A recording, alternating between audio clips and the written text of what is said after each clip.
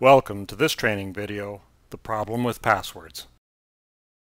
If you've ever logged into a network or accessed online resources through VPNs, Citrix, Terminal Server, or web-based applications such as Outlook Web Access and SharePoint, then you're familiar with the standard username and password logon. It's simple, and once logged on, you get access to your applications, email, contacts, shared folders, and depending on your privileges, access to just about anything on your network. The main problem with this is that the only thing that prevents anybody from getting the same level of access to your network resources is a password. And there are 4 conditions that converge to make this a very real and very immediate security risk. The first one is that there is no way to link the password being used to the person using it.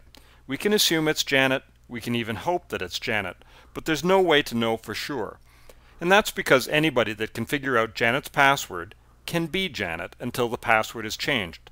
The hard part about this is that there's really no way to detect that it isn't Janet that is logged in. The second problem is that passwords, by their very nature, are insecure. They tend to be very easy to guess, can be shared, and are easily captured as they move about the network.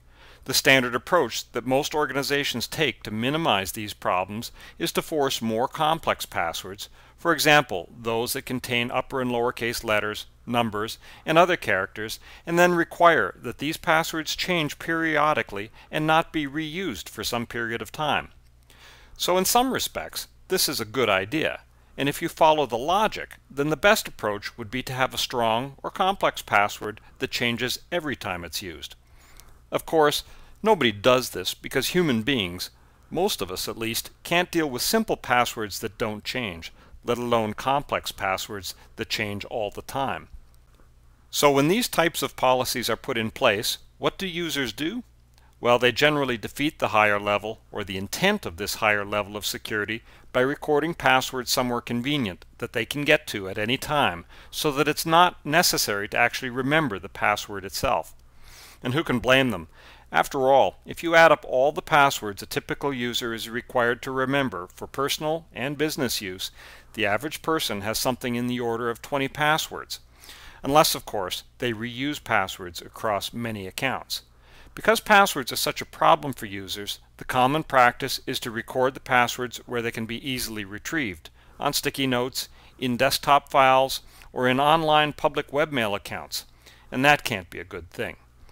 The third point is that by enabling remote access, anybody, anywhere, anytime can bang away at your network's front door, and there's nothing you can do to prevent it.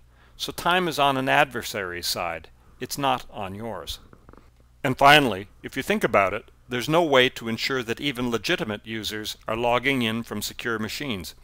If you've ever logged into remote web workplace or email or VPNs from a public PC, internet cafe, or household computer or trade show kiosk, what assurance do you have that the machine is not infected with a Trojan or doesn't have a keylogger installed, the sole purpose of which is to capture your logon credentials? And here's the interesting bit about this threat. Even if you are using a strong password, unless it is valid one time only, it actually provides no more protection than no password at all. So far, we've described the problems with passwords, but you may not have noticed that we've also described the solution. So let's review. We know a strong password is good, provided it changes every time. It beats keyloggers and Trojans, it takes the advantage of time away from an adversary, prevents sharing, prevents passwords from being written down, and it reduces the threat of guessing or brute force attacks to near zero. But as we said earlier, this also creates a different problem. That's people. They just can't cope with complex one-time passwords, unless, of course, you can find a way to remove people from the password management equation. And that's where Black Shield ID Strong Authentication comes into play. Black Shield ID is the strong authentication solution that uses devices called tokens to remove people from the password management equation. That's because the tokens they carry automatically generate a new, strong password for every logon. The user never needs to remember or change a password or be involved in any part of the password management process. So Black Shield ID not only mitigates the risk of weak, shared, or easily compromised passwords, it actually makes life easier for legitimate users. But there's still one problem left to solve. Remember that one of the problems with passwords was who was providing the password. You solved this problem with Black Shield ID by adding a PIN to the token passcode. So just like your bank card, Black Shield ID will only authenticate the user if both the PIN and the token passcode are valid. The beautiful thing about Black Shield ID is that it is easily installed on your Microsoft server and can be used not only to protect Outlook web access and SharePoint and similar web applications, but also VPNs, web portals, local area network logon, and just about any place you currently use a password to log on. We hope you found this short video to be informative and thought-provoking, and invite you to contact us to learn how you can begin to use the very affordable Black Shield ID Strong Authentication solution to protect you and your network. Thank you for your time.